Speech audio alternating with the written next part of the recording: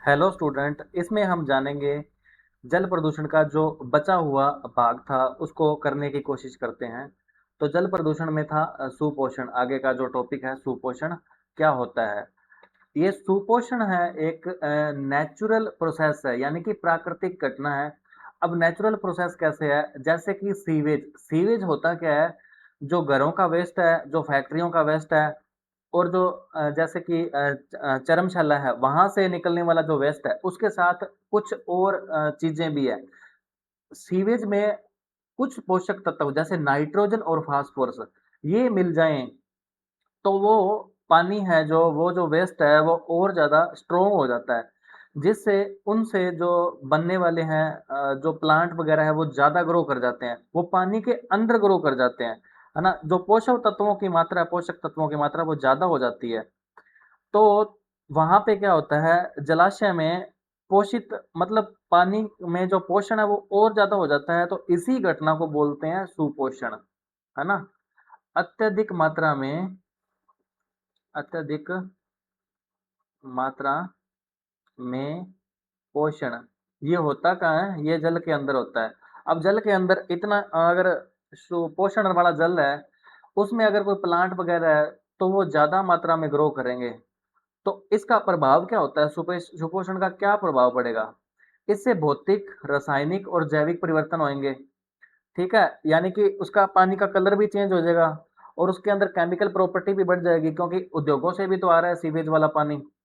और भी जैविक परिवर्तन भी होएगा। और उसके अंदर जो पानी के अंदर शैवाल वगैरह होते हैं, फाइटो शैवाल बोलते हैं, शैवालों के अंदर वृद्धि होगी। जो पानी के अंदर जो पेड़ पौधे होते हैं, छोटे होते हैं, उनके अंदर वृद्धि होएगी। उनसे क्या है, जो शैवाल बढ़ेंगे, अगर ज्यादा ग्रो होंगे तो वहां से उनसे शैवालों से जहरीला रसायन होता है। अब जहरीला रसायन है तो पानी जहरीला हो गया। अब जिससे क्या है, वहां मछलियां सर्वाइव नहीं पाएगी, सर्वाइव नहीं कर पाएगी, जिससे मछलियों की मौत हो जाएगी वहां पे। और अगर बहुत ही ज़्यादा वहाँ पे शैवाल है, तो ऑक्सीजन की मात्रा भी बढ़े, मतलब कमी होएगी ऑक्सीजन की मात्रा में। और ज़्यादातर ऑक्सीजन क्या है, इन शैवाल को बढ़ने में चाहिए, तो इसीलिए ऑक्सीजन की उस पानी में कमी हो जाएगी। और आस-पास में प्रोटोजोआ और जीवाणु पनपने लगते हैं, तो जो कि बीमारियों का घर है, जो बीमारियाँ उत्पन्न करते हैं। अब जो सुपोषण पे नियंत्रण है, वो अपने कैसे पा सकते हैं, सुपोषण का कंट्रोल कैसे कर सकते हैं। जो निर्वहन करना है पानी, मतलब आगे कहीं ले जाना है, नहर वगैरह में या कोई कस्बे में पहुंचाना है पानी, उससे पहले जल उपचार करेंगे, मतलब उसका ट्रीटमेंट करेंगे। अगर ट्रीटमेंट से उस जल के जो टीडीएस वगैरह और भी जो होता है इसके अंदर, उसमें चेंज आया तो ही आगे पानी को भेजेंगे। पोषक तत्वों कम करने के लिए जीवाणु वृद्धि। अब जो जीवाणु है ना, बैक्टीरिया है, वो कुछ होते हैं अपने फायदे के लिए और कुछ होते हैं नुकसान के लिए। और जो अपने लिए फायदेमंद जीवाणु है उनकी वृद्धि करेंगे, ताकि जो एक्स्ट्रा पोषक तत्व है वो कम हो सके। और पोषक को भौतिक रासायनिक विधियों से हटाया जाना। अब केमिकल मेथड और फिजिकल मेथड से कुछ पोषक को हटाया भी जा सकता है। ठीक है, तो ये वाला ट्रीटमेंट भी करेंगे। नाइट्रोजन को नाइट्रिफिकेशन, इलेक्ट्रोडायलिसिस और आयन एक्सचेंज विधियों द्वारा हटाया जा सकता है। अब जो नाइट्रोजन है, ज़्यादा मात्रा में ये ना नाइट्रेट है, फास्फोरस, इनको हटाने के लिए नाइट्रिफिकेशन या इलेक्ट्रोडायलिसिस करेंगे। और आयन एक्सचेंज विधियों द्वारा इनको हटाया जा सकता है, मतलब जो कुछ तत्वों को इस विधियों से हटाया जा सकता है, आयन एक्सचेंज विधियों से कुछ तत्वों को हटाया जा सकता है। ठीक है, तो सुपोषण मतलब कि पानी के अंदर पोषण की मात्रा और ही ज्यादा बढ़ जाना। अब जिससे क्या होएगा, शैवाल ज्यादा बढ़ेंगे तो ऑक्सीजन में कमी आएगी।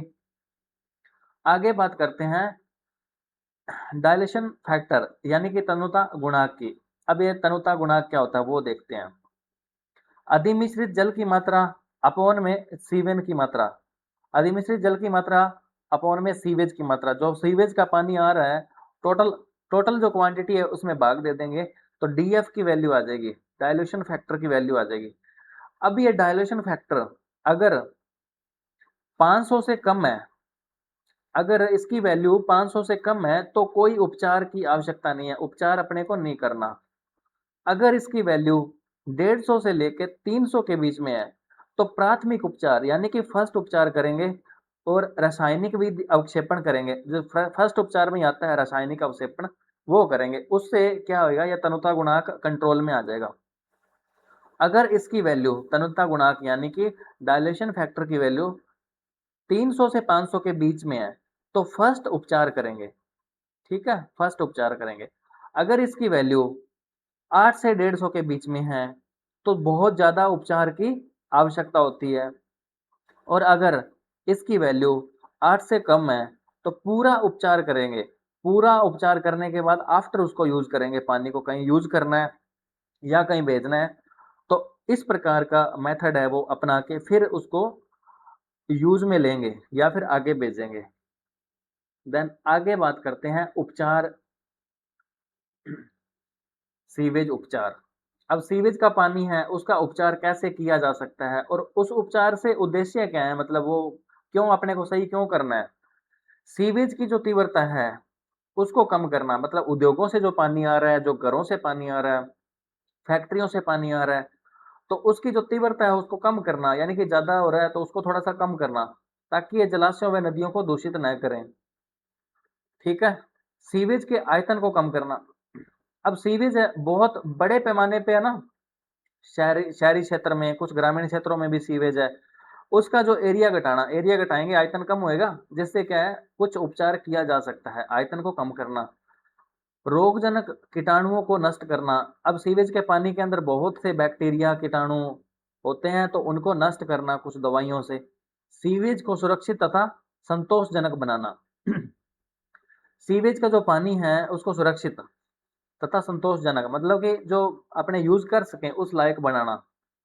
अब उपचार इसका जो है उसके प्रक्रम है, उसमें जो प्राथमिक प्रक्रम है, प्राथमिक के अंदर छन्ना, छन्ने। अब इसमें क्या होता है, जो सीवेज का पानी है, छन्ने में क्या होता है, जो सीवेज का पानी है उसमें ठोस पदार्थ होते हैं, ठोस पदार्थ। ठोस पदार्थ में क्या क्या आ गया, रसोई का कचरा। ठोस पदार्थ में क्या क्या आ गया, रसोई का कचरा आ गया, और क्या आ गया इसमें, कपड़ों के टुकड़े, कपड़ों के टुकड़े भी इसमें आ गए, और जैसे कि मल वगैरह आ गया। अब ये जो सॉलिड पदार्थ हैं उनको अलग करना किस विधि से, छानने की विधि से अलग करना, वो प्राथमिक उपचार के अंतर्गत आता है। प्राथमिक उपचार में 3 विधियां हैं, छानना, ग्रिट कक्ष और स्कीमिंग टैंक। ठीक है, तो पहली विधि छानने में क्या है, सीवेज का जो पानी है उसमें ठोस पदार्थ है उनको अलग करना यानी कि छानना। अब अगर इसको छानने छानने में 2 मेथड यूज किए जा सकते हैं। एक तो जिसमें ये जाली टाइप होगी, ये जाली है जो, इसमें छेद हैं, अलग अलग छेद हैं। अब इस छेद को, छेद वाली जाली को बोलेंगे स्क्रीन, SCREEN स्क्रीन। अब ये लोहे के सरिये, इधर से मान लो पानी फ्लो हो रहा है, आगे सिर्फ लोहे के सरिये लगाए हुए हैं ये, अब यहाँ से पानी फ्लो हो रहा है, इसके ऊपर से फ्लो हो रहा है पानी, तो इसको बोलेंगे रैक, क्योंकि रैक वाला सा सिस्टम है ना, ऊपर नीचे सरिये लगे हुए हैं। ठीक है, छानने में 2 मेथड यूज हो सकते हैं, या तो स्क्रीन यानी कि जाली, और या फिर रैक यानी कि सरिये लगे हुए। आगे बात करते हैं ग्रिट कक्ष की। ये सारे के सारे प्राथमिक उपचार में तीनों के तीनों।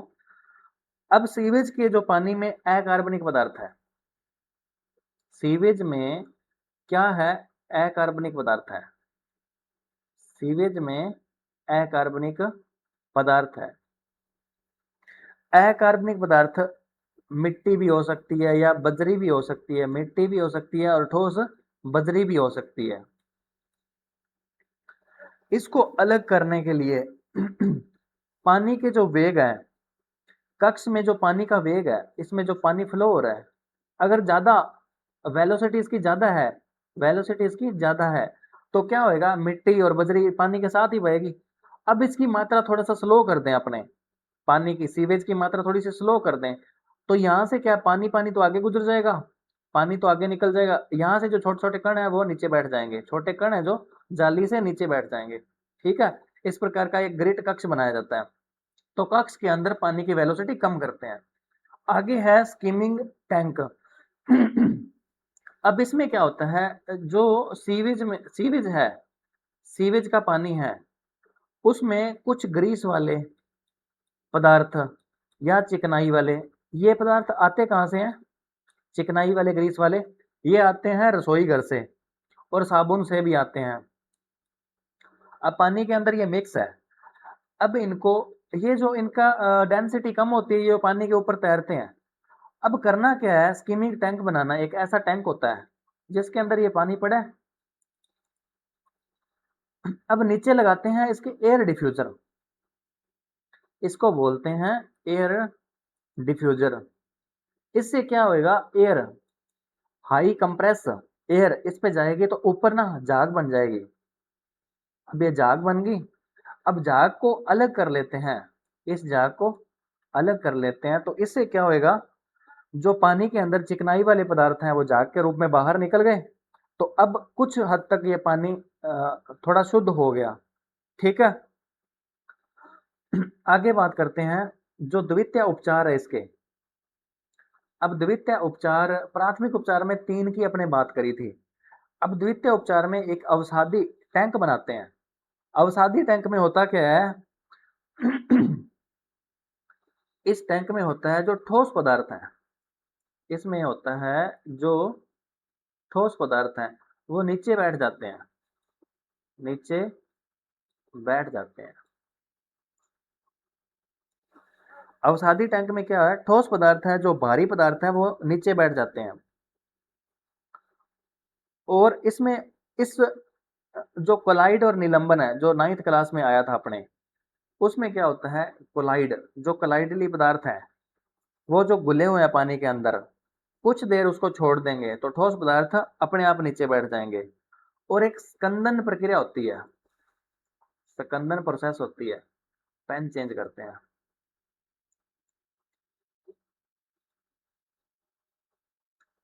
स्कंदन में क्या होता है, जैसे कि एक टैंक है, उसमें कुछ पदार्थ हैं, ऐसे पदार्थ हैं, तो कुछ केमिकल डाला तो एक पदार्थ दूसरे को अट्रैक्ट करता है, दूसरा तीसरे को अट्रैक्ट करता है। ऐसे पदार्थ अलग अलग पदार्थों को अट्रैक्ट करते हैं। अट्रैक्ट करके ये जो एक बड़ा सा पदार्थ बन जाता है, जिससे ये भारी होके अपने आप ही नीचे बैठ जाता है, तो इसी को बोलते हैं स्कंदन। तो स्कंदन का भी यूज करते हैं। ठीक है। आगे स्कंदन क्रिया करने हेतु प्रमुख जो प्रयुक्त स्कंदक है, स्कंदक मतलब फिटकरी है। अब फिटकरी का यूज करते हैं, जैसे कि ये बर्तन है, इसमें पानी है, पानी में है थोड़ा सा कचरा, शुद्ध नहीं है, फिटकरी इसके अंदर घोल दी तो उसके बाद क्या होता है, कचरा नीचे बैठ जाता है, पूरा जो तल है इस पे कचरा बैठ जाता है, ऊपर शुद्ध पानी बच जाता है।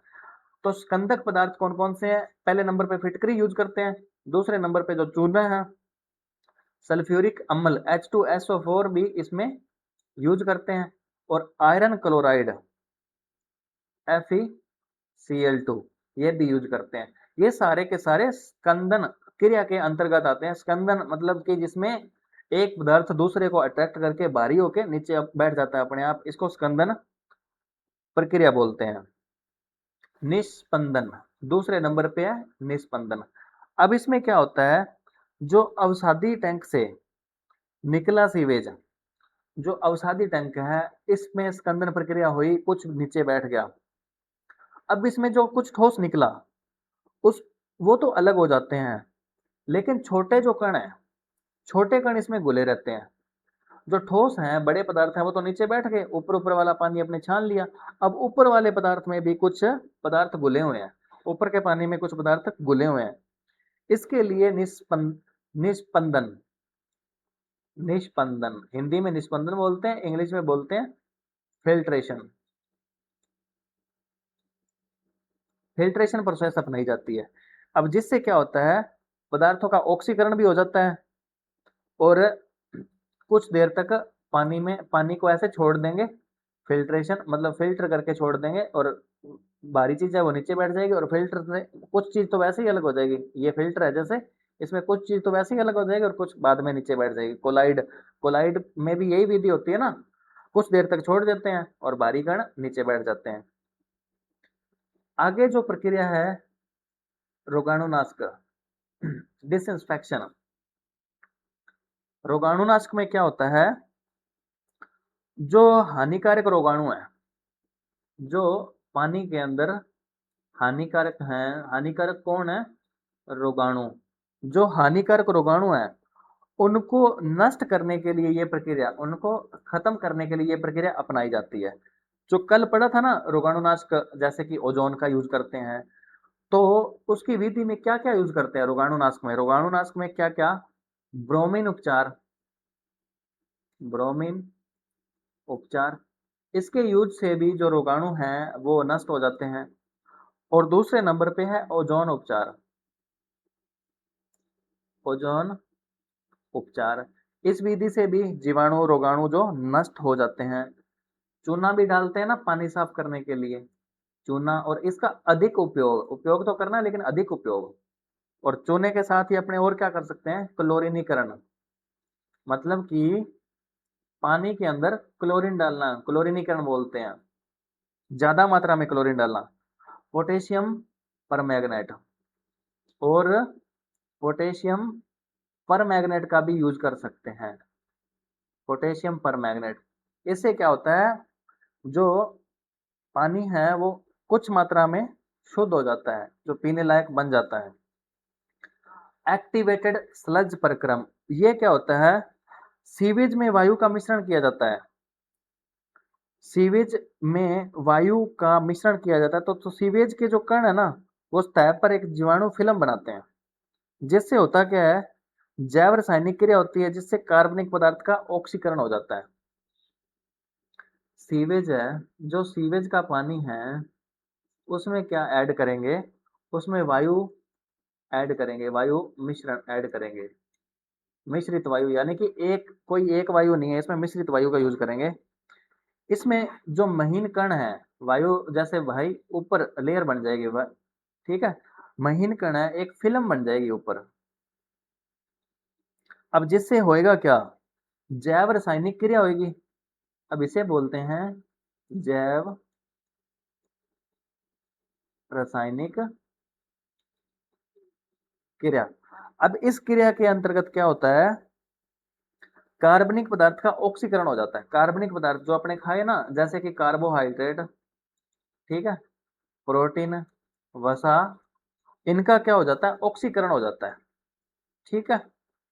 और बाकी का जो थोड़ा बहुत, इससे पानी शुद्ध हो जाता है, तो इसको अपने यूज कर सकते हैं आफ्टर।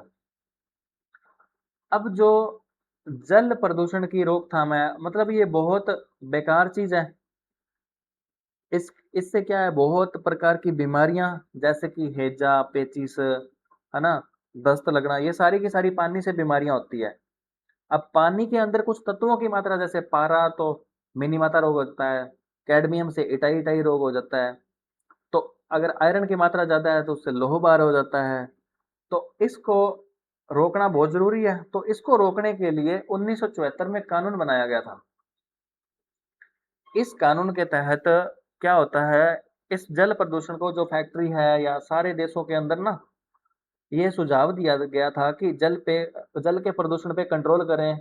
जो सीवेज का जो पदार्थ है, जो अच्छा नहीं अपने लिए, अकार्बनिक पदार्थ है, उस पे भी कंट्रोल करें, ताकि जो आगे जो पानी जा रहा है, जहाँ पीने वाले आगे जो जीव रहते हैं, वो इसकी चपेट में ना आए, और उनकी जो संख्या है प्रॉपर बनी रहे। क्योंकि अगर जल प्रदूषण प्रदूषण वाला जल आगे जाता रहेगा, तो उससे क्या है, उनकी मौत होती रहेगी, अनेक प्रकार की बीमारियां फैलती रहेगी। तो आज की वीडियो में सिर्फ इतना ही, आगे करेंगे ध्वनि प्रदूषण और मृदा प्रदूषण। So thank you.